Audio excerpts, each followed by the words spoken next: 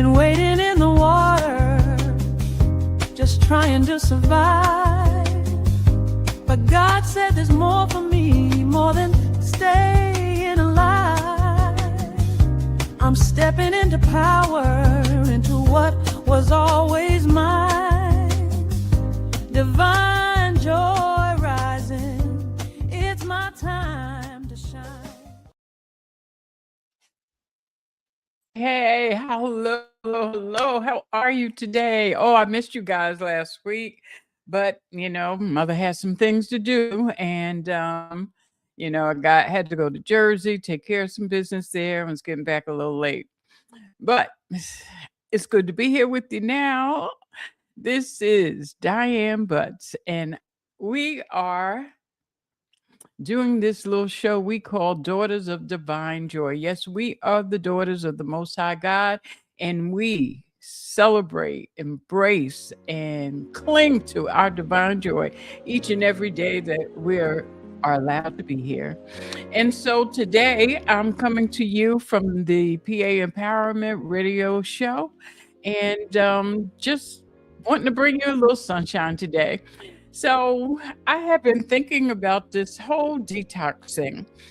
I told you all about my health journey and trying to, get back I was getting ready to say get back my sexy, but I ain't never lost that.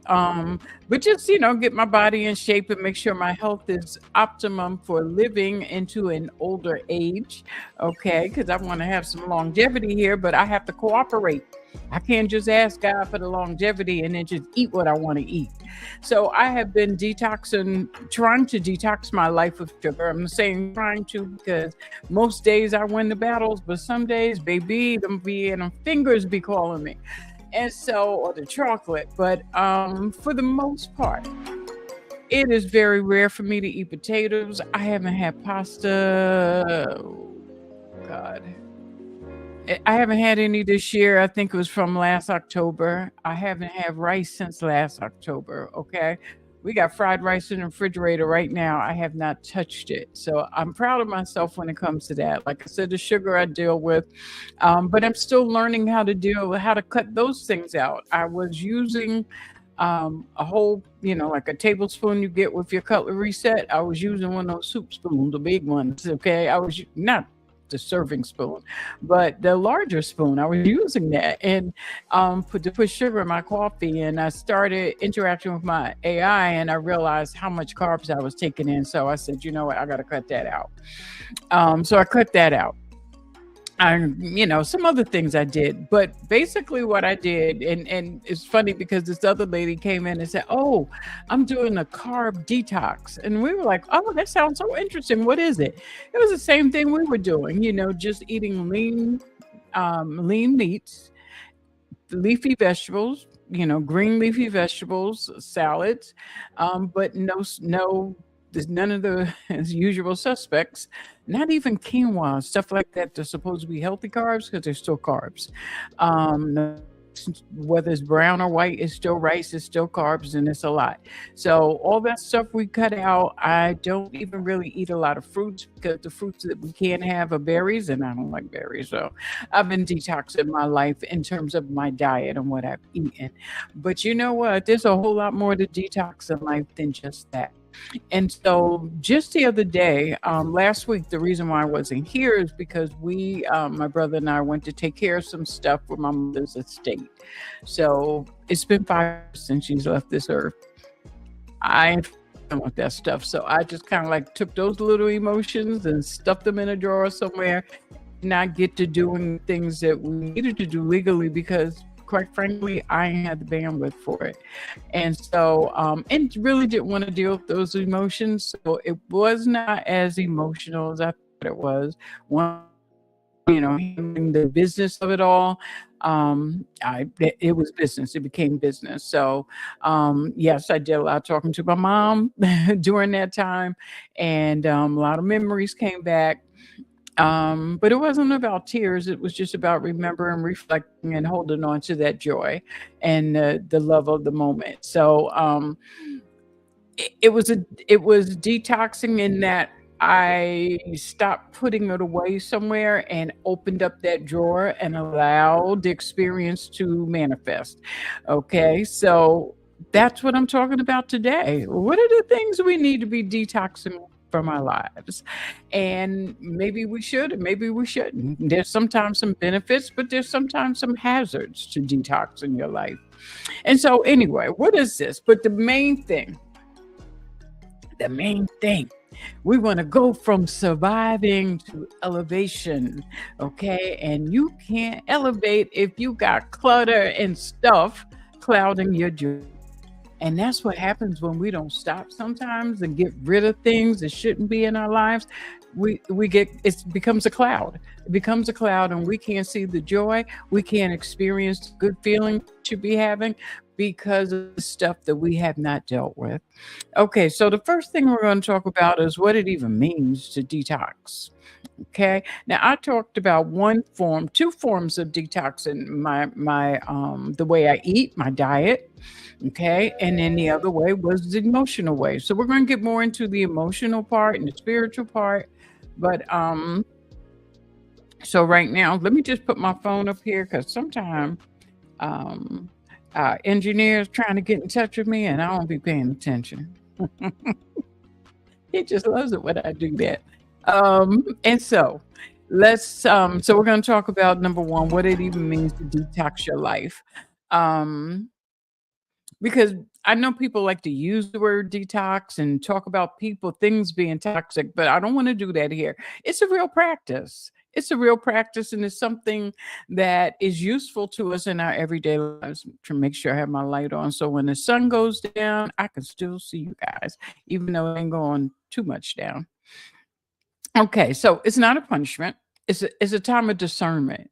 It's a time for you to decide in your life what's here that I need to get rid of, what needs to go away, and what should I keep?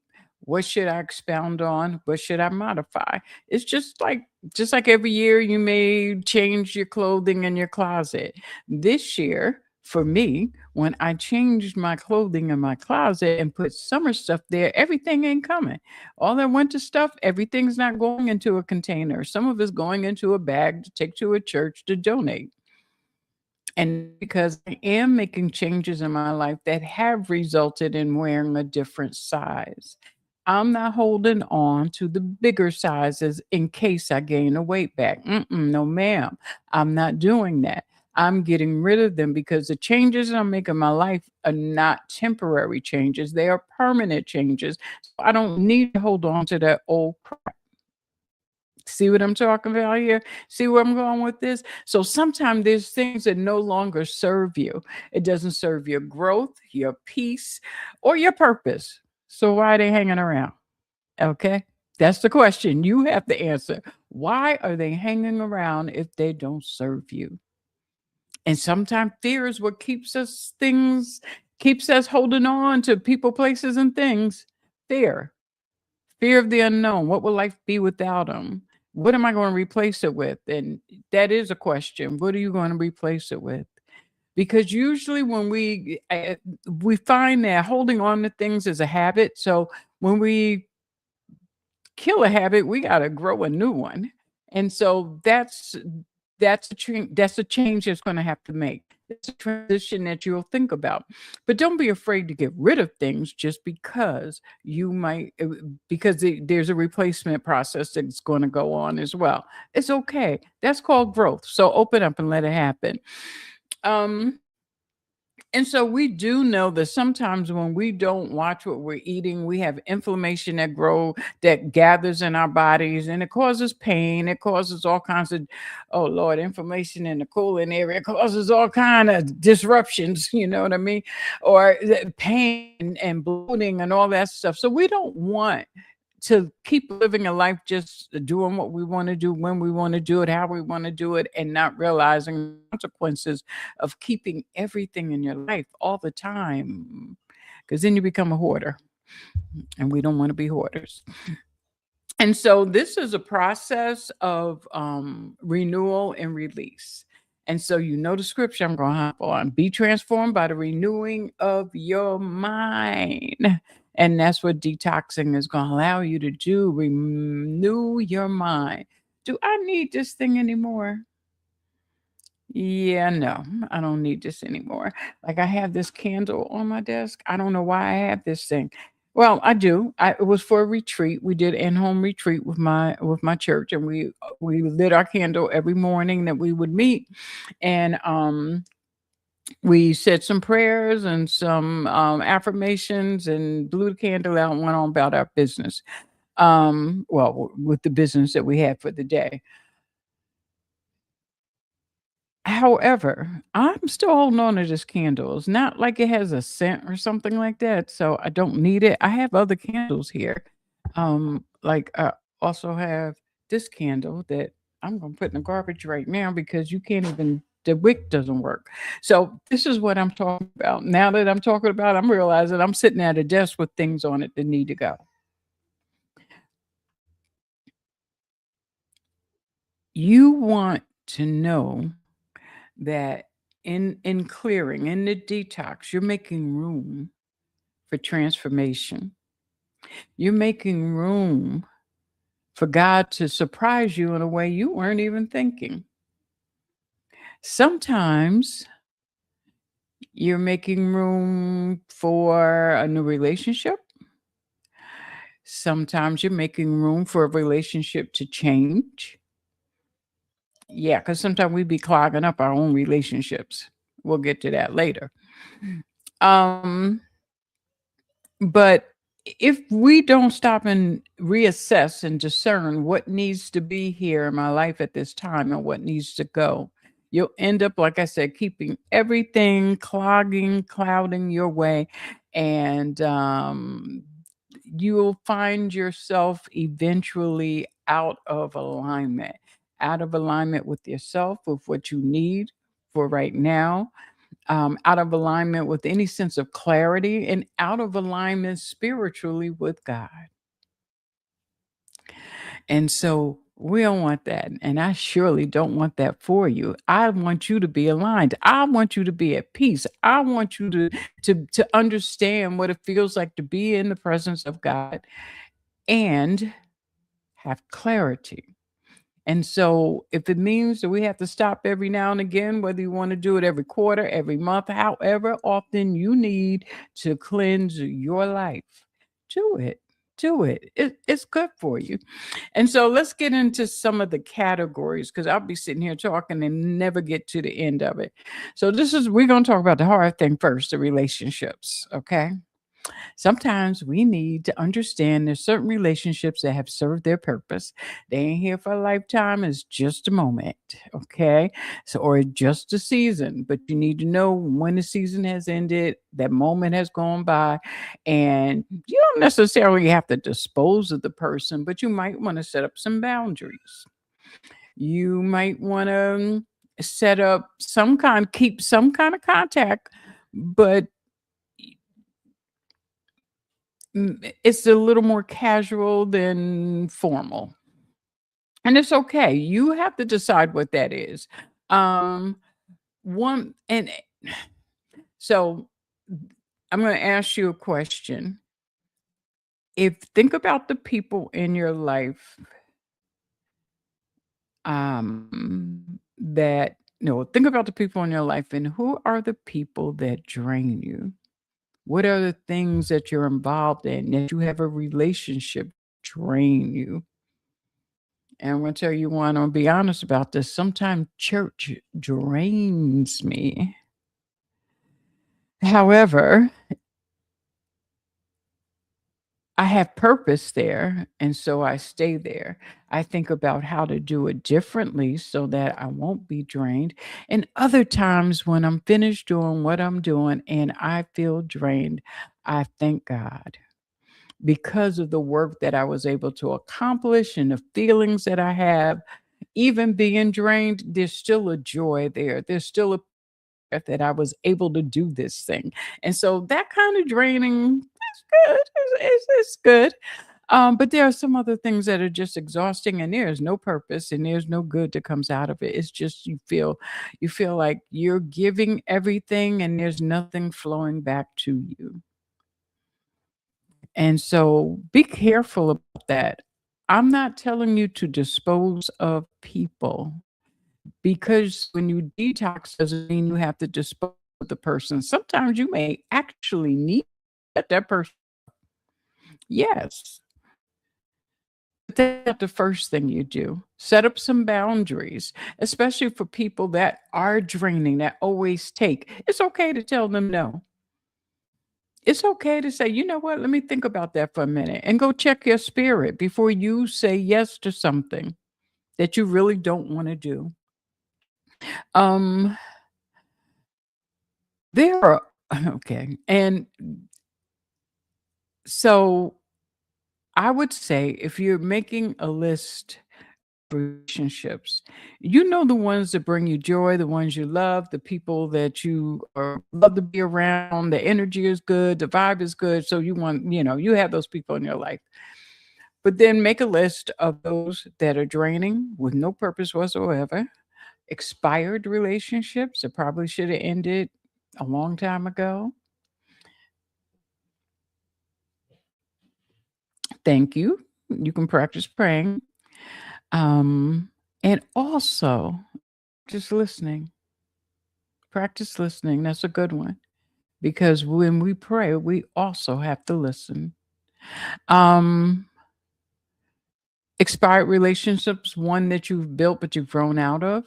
Um, but somehow or another, the guilt of being separated from that person, or maybe it's some kind of fear, keeps you tied to them in a way that you really shouldn't or don't want to be.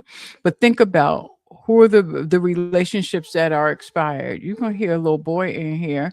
It's my grandson, and he pops in here anytime he wants to. His mama just got him. Okay. And then think about those ones that are kind of have a parasitic dynamic to it,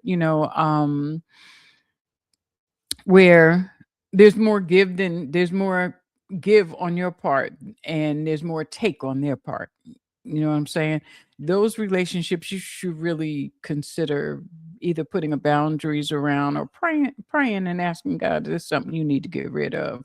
You usually know, but you might want to make a list with those topics in there, who comes to mind, and put them in a category that they belong. Um, and you want to be intentional about how you look at people. Don't just be reactive. Oh, they get on my nerves. They got on my nerves this week. I let them go. Because that's not how you do people, and you don't want to be done like that. So make sure that you are very intentional, that you know the exact reason why you need to cut this person off, or you need to maybe but put a little distance between you and that person.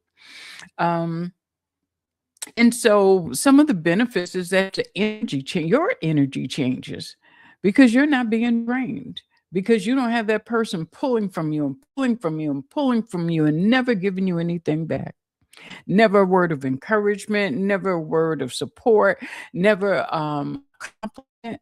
And there are people in your lives that will never give you a compliment. Never. Think about it, because you know some. But those, when you stop pouring into things that don't give back, you'll realize you feel much lighter when you have released them. And you're not releasing them with malice. You're giving them to God, because whatever their issues are is not for you to figure out and not for you to fix. Give them to God. That's God's child. Okay. So it's not a cutoff in that sense, but there is a release. Um, and a lot of time for women of color, we are loyal beyond fault. We hold on to things past their expiration date. We also have expectations from family and community members, organizations, and those obligations weigh heavy on us. So we find it hard to release some things. And that's why I'm saying sometimes it's not just a release, but there's a boundary that must be in place to save your peace, to help you to understand that it's okay for you not to come to everybody's rescue.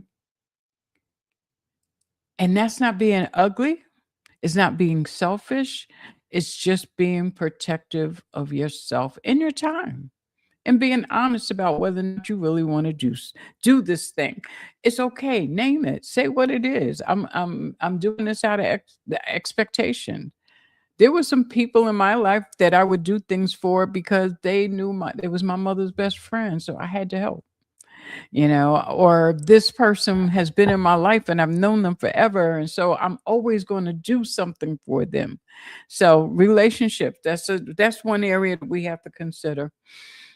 Um Oh, this is another stumbling block for me. Okay. Is your space preaching something to you?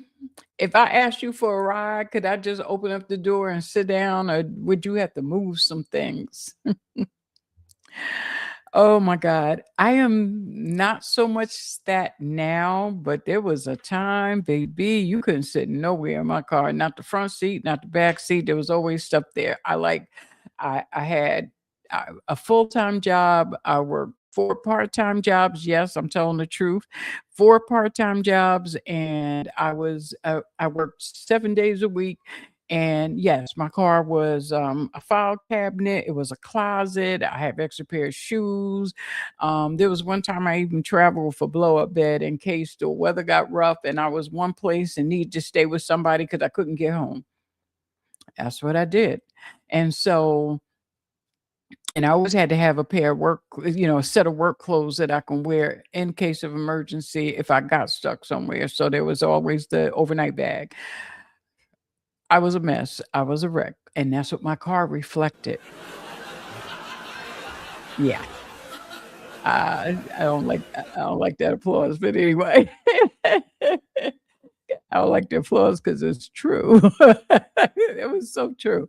But right now, I'm a little more stable, and so my car reflects it. You can come sit in my seat anytime you want to. Now, the back seat, I ain't promising you nothing, but usually the back seat is pretty good too. So you have to look at your space. So one of the things that I'm doing, like I told you, is I'm going through my closet and taking out all my winter stuff. Everything this winter is coming out. All the sweaters, all the coats, all the jackets.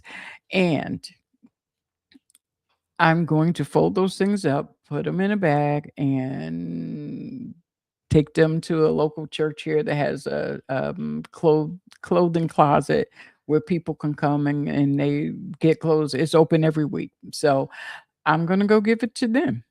I don't like putting them in those boxes, that you see in parking lots and things because I never know what they're doing with the items. And if somebody can actually use it, and I don't give away anything soiled, or hymns are coming out of it, or they've got a lot of wear in them.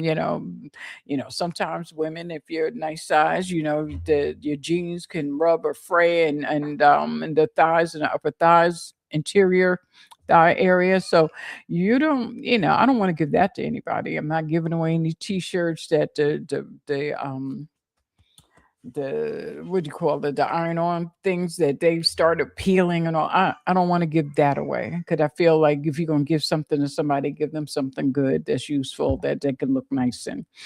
But anyway, I have to go through my closets and get rid of all that stuff. Now the summer stuff that I'm bringing out, I'm slowly replacing some things. Most of the things, if it's because I have some summer stuff I keep taking out that are way too small too.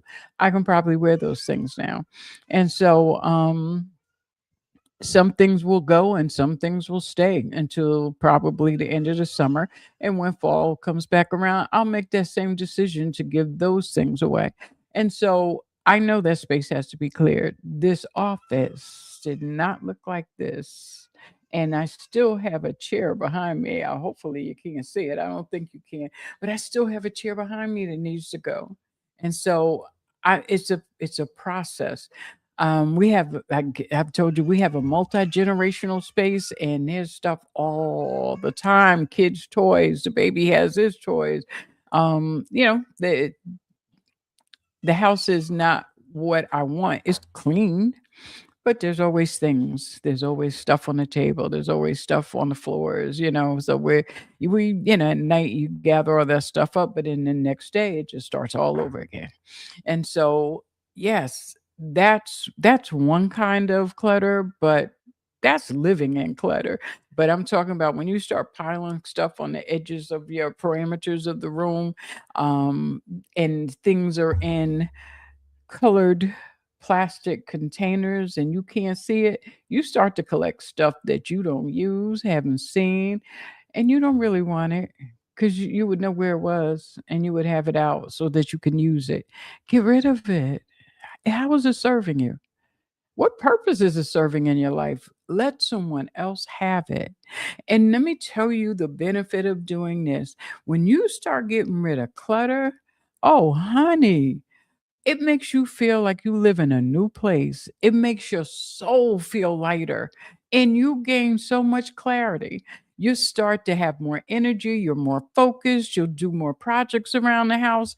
Because sometimes when I start feeling like I don't want to do nothing, I don't want to do anything, and I know I have stuff to do, well, then that's when I turn around and I start looking at my space and say, okay, I know what I need to do. Is too much stuff. This is getting out of hand and I need to get it together.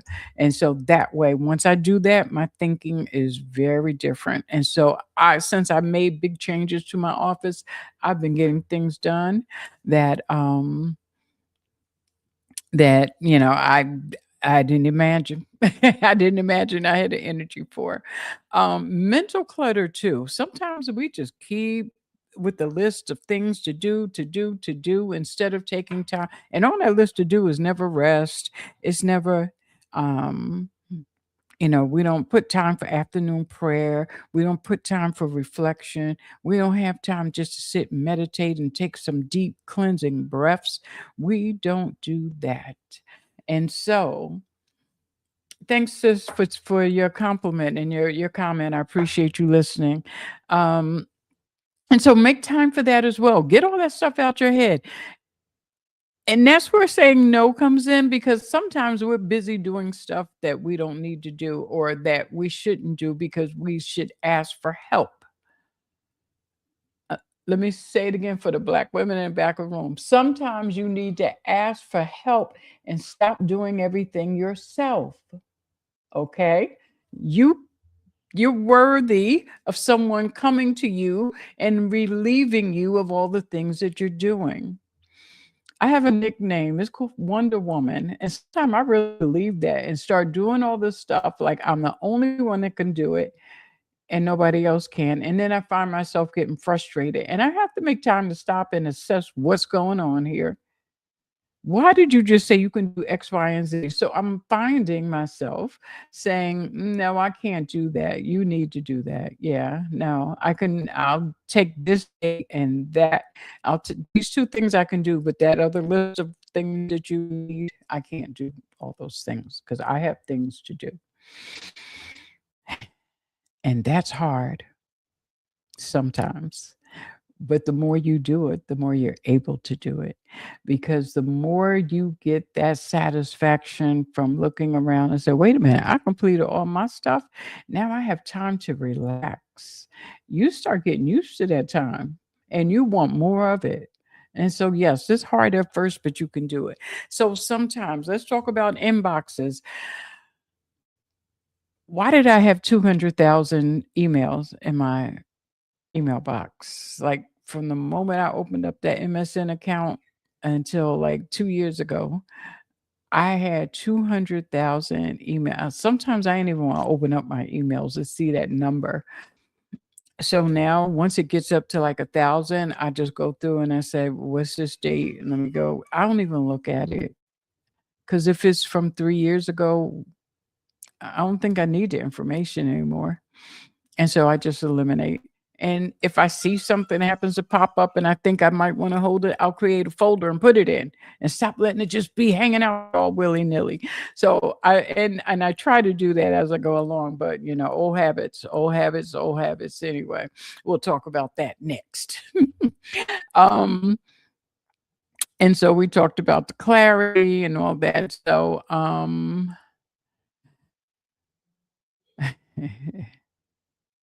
sometimes, let me tell you, I don't know about y'all. Do you ever rearrange your clutter? Because that's what I did. I had it in one kind of container, and instead of throwing away the stuff that I haven't used in 3 years, I just put it in a new container, a bigger container with more stuff, and I filled that up to the brink. And then the smaller containers, I started filling with new stuff. So I did not alleviate the clutter. I reorganized the clutter. So now when I'm releasing, the black garbage bag comes with me because I'm releasing. Okay, I'm releasing. And so the house is only but so big. It's only so you only have but so much room. You can't keep everything. Once you start getting into your 50s and 60s, and you gotta let stuff go. Because I don't care how much you argue, those jeans from 1990, even if you were going to get into them again, they're going to look like the 90s lent them to you in 2030. Get rid of them. They'll be A doctor.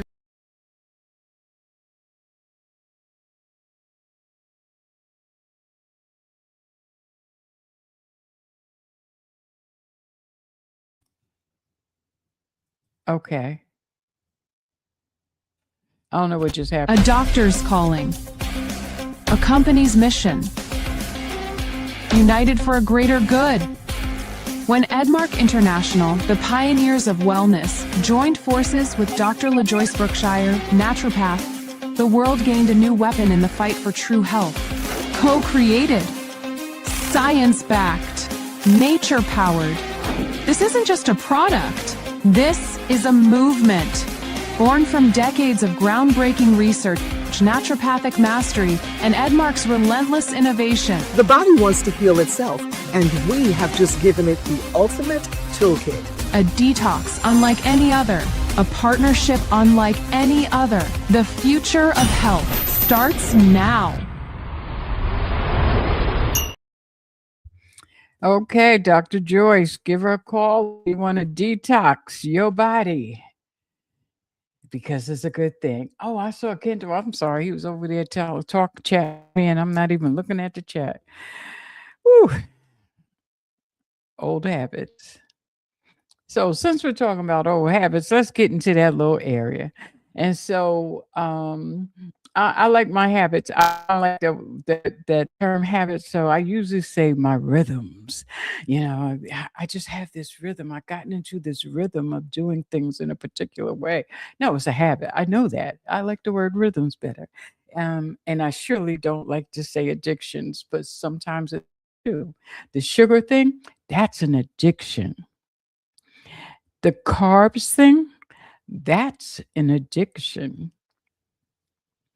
And even though I know I can have the carbs, I don't have them. I mean, saying that once in a while I eat pasta or rice twice a month, that's not going to hurt me or kill me or change the way I'm losing weight or what I'm doing with my body. But I just don't do it because I realize I don't need them. And so in the summertime, I probably will consume a few more because I'm going to eat some fruit, but I don't have to eat a half a watermelon to enjoy the watermelon. That's the difference. Anyway, so looking at my little rhythms that I got going on in my life, sometimes you got to look at what you're doing because what you're doing is not the best thing. My favorite way to procrastinate is scrolling Facebook Reels, Instagram. I don't do the TikToky it that much. I'm laughing. I know it's TikTok. I don't do that too much, but I can be on there for hours. And I was like, you know what? Isn't there something better you can do with your time? My other favorite way to procrastinate is to play backgammon on my phone. Love it. Do that for hours. I have to say to myself today, and I make those times. I look at my schedule and I said, okay, today there's no games, there's no scrolling, there's work.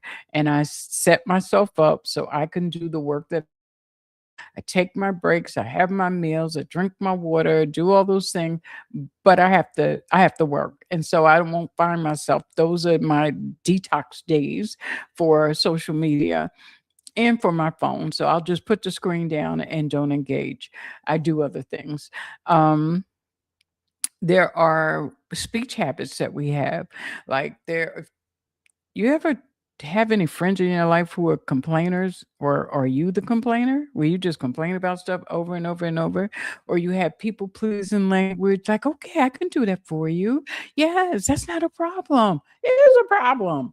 Because you have something you want to do. You're rearranging your life so somebody else can be happy and you're not happy. So these are issues. The way we speak about things, when we don't speak about things in a life-giving way, like reframing some of the things that the traumatic things that may have occurred to you, not that it's just going to wash away the event, but speaking about it in a way that affirms you as being victorious, as being a thriver, and not merely just surviving the incident, not merely just um, being a victim of, but coming through that and coming through it with a little more wisdom, with some experience, and being able to celebrate that. Not the event, but celebrate that outcome because you made it over and you're an overcomer. And so talk about things differently is good for you. Um, this is the other thing too. Sometimes we over explain ourselves. Sometimes I hear myself as a woman always apologize. Oh, I'm sorry. Oh, I'm sorry. Oh, I'm sorry. No, we don't have to be that sorry. So when you say no, that's a complete sentence. You don't need to explain why it's no. You just say no and keep and smile and keep going. And so it's okay. Those are the habits that we do that sometimes we don't even realize we're doing it. Um, and we already talked about saying yes before you even check with yourself and see how you really feel about it. Check with yourself.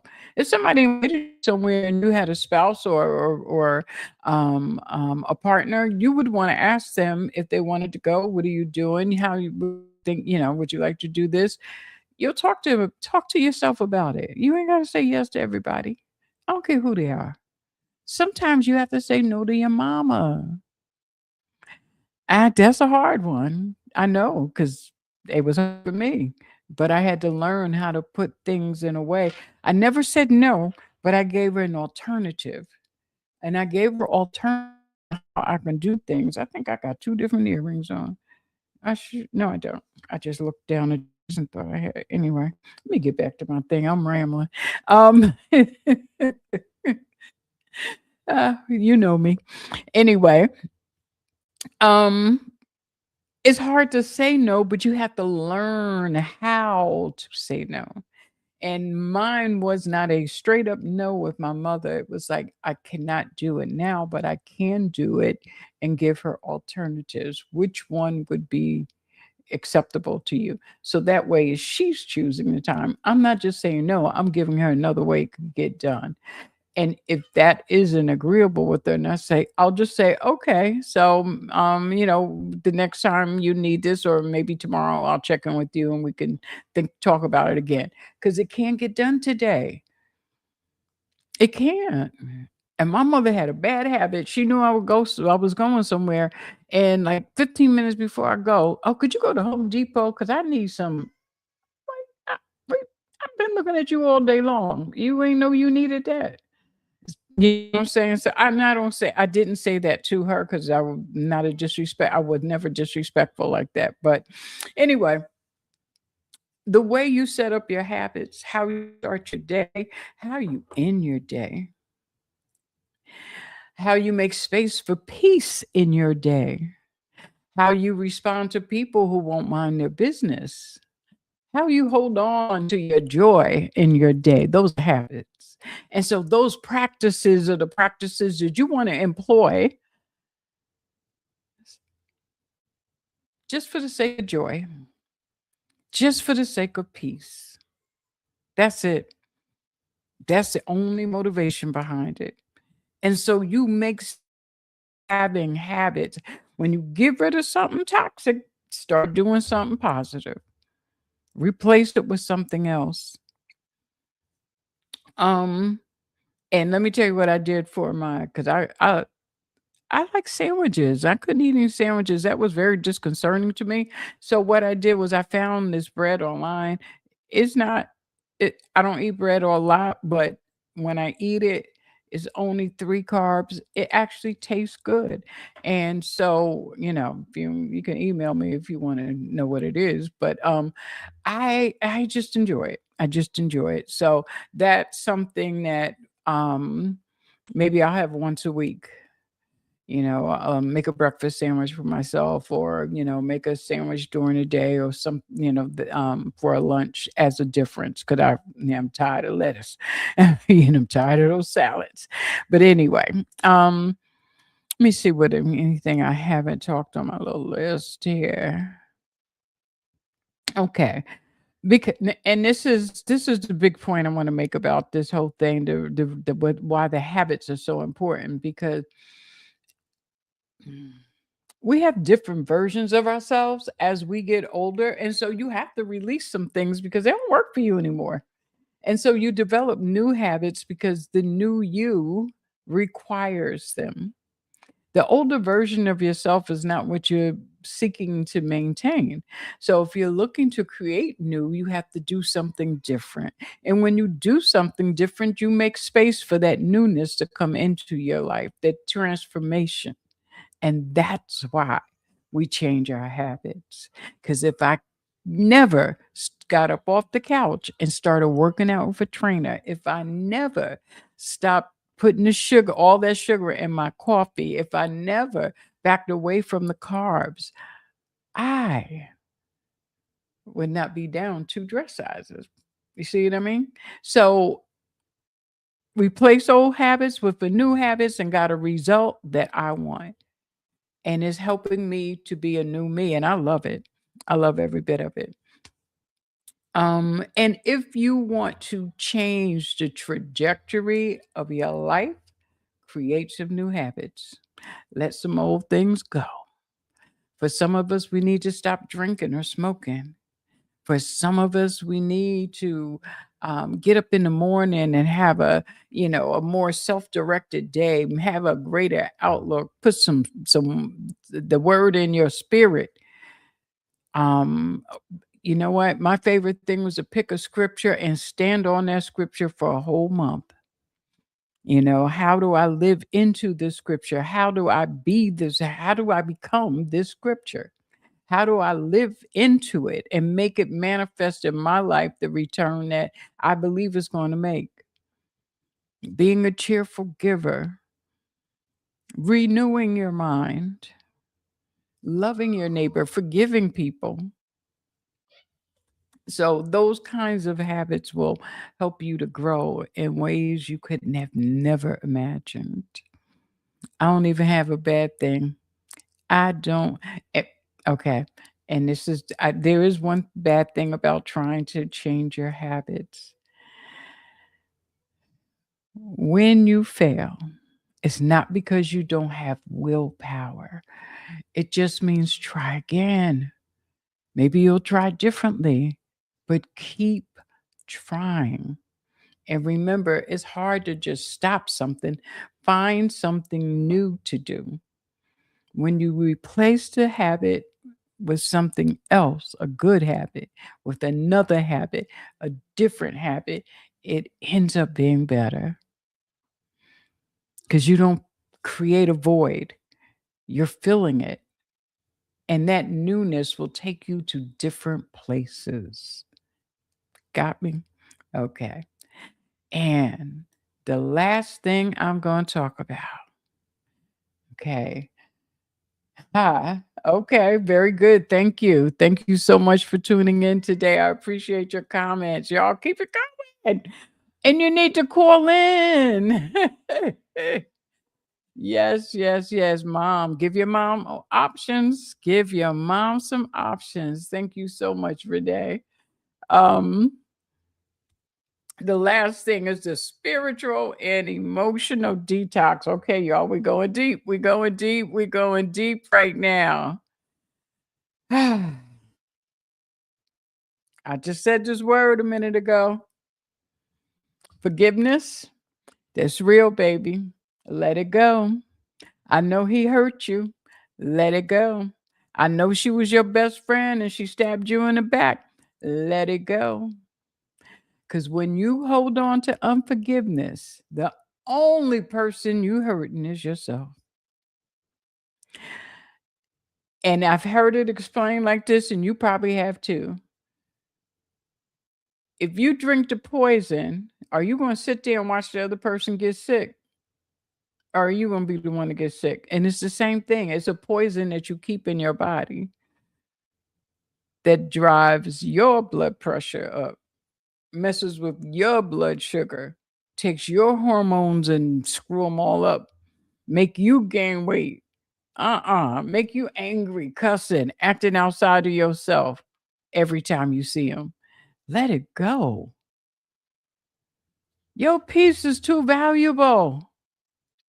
You are too valuable.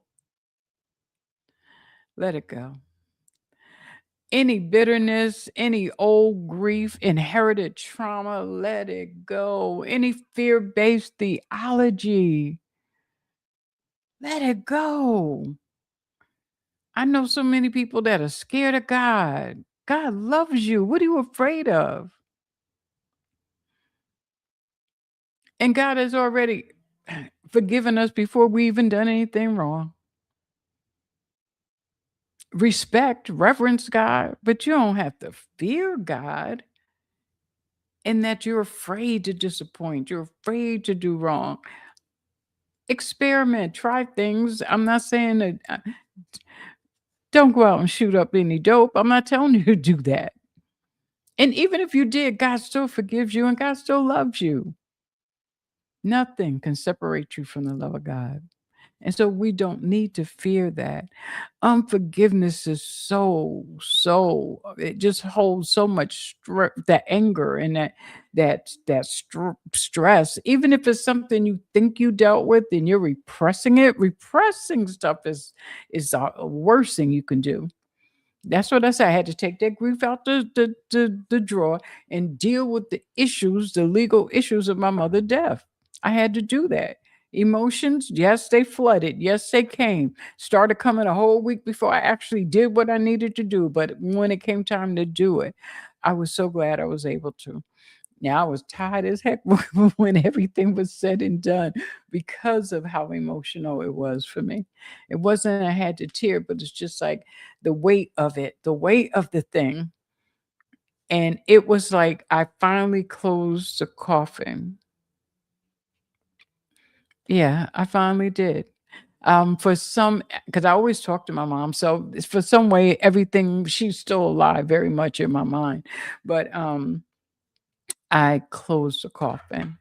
And so for me doing that legally, it was like this one last thing. Now I can go on to just having my relationship in the divine with her and not still harping on the fact that she's not here in flesh. Anyway, um the other thing is mindset.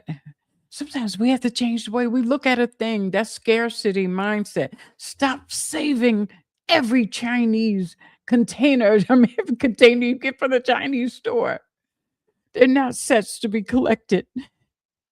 Get yourself a nice set of food storage containers and get rid of those unless you want to use them to store things um like hair ties or things like that. I don't know if that's how you want to keep them, but there may have some good because I like recycling things, but I would just rather recycle those, wash them out, recycle them, I don't need to collect them. I Sometimes I open my cabinet, things just come tumbling down. And I'm like, this I didn't buy these things. Where are the things that I bought? Although I tell you, my family, they will take care of some Chinese containers, but they will not take care of the things that I buy to put food in to contain them. You know what I'm saying? You will buy a lot of margarine. So you don't have to save every margarine container. Like we have plastic bags that we're saving and we recycle. I don't know why we're saving all those plastic. Well, I know they go to someone, but we save them. Anyway, you decide what you need to have, but know that the things that you hold on to emotionally and spiritually can be just as toxic as a room full of clothes and just as toxic. Um, Getting back to that scarcity, it's not just about containers in the drawer, in the closet, cabinet.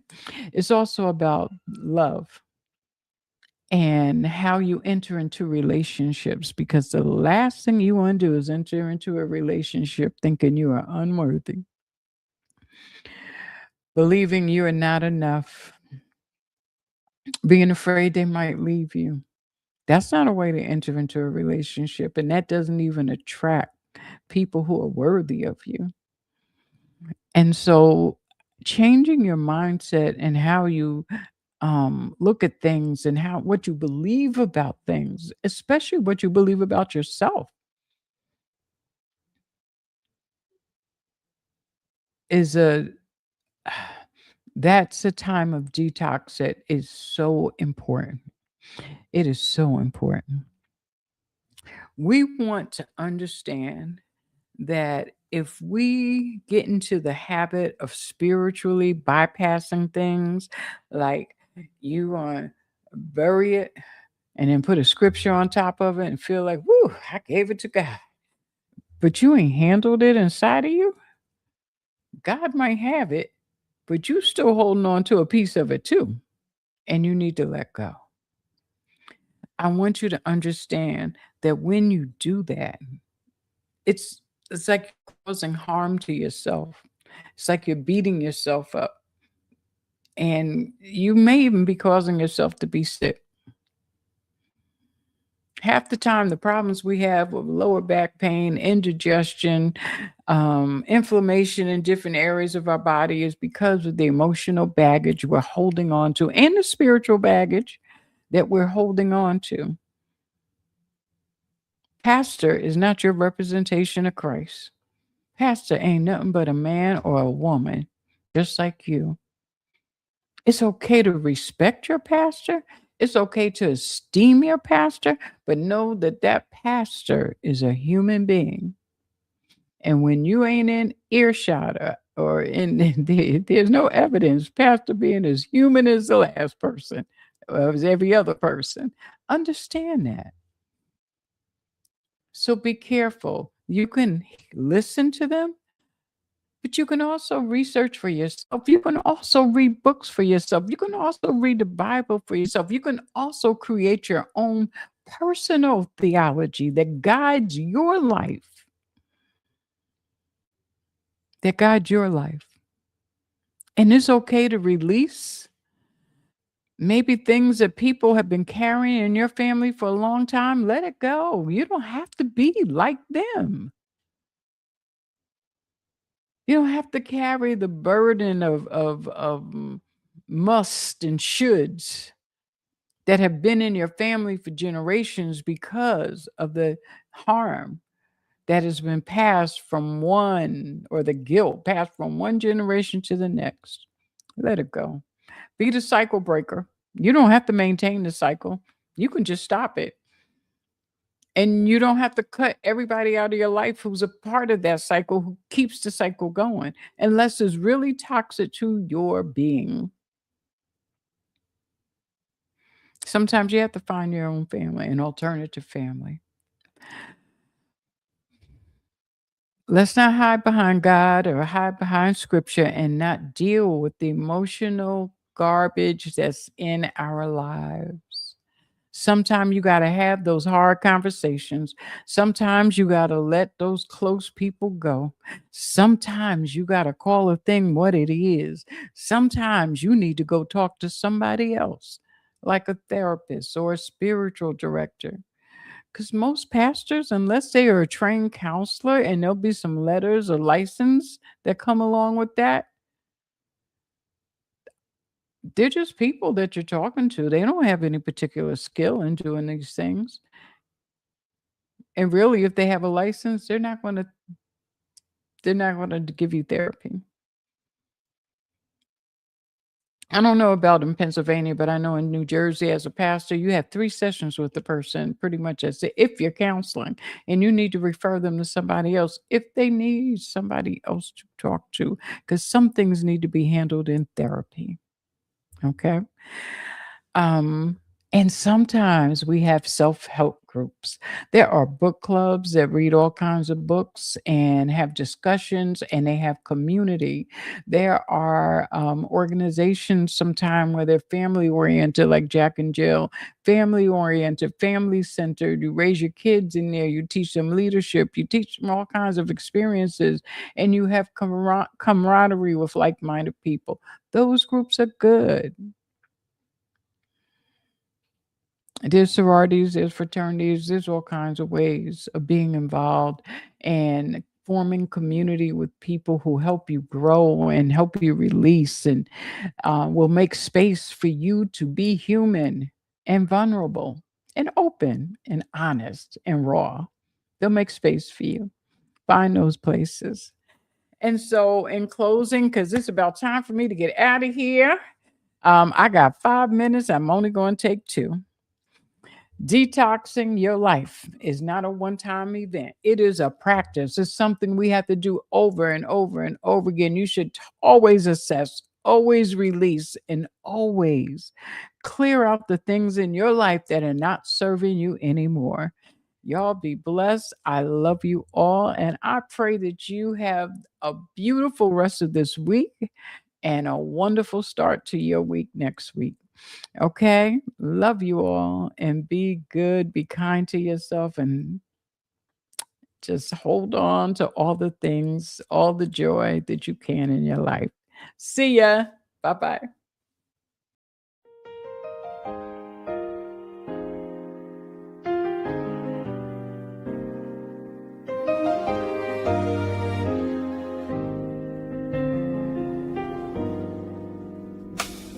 Been waiting in the water, just trying to survive.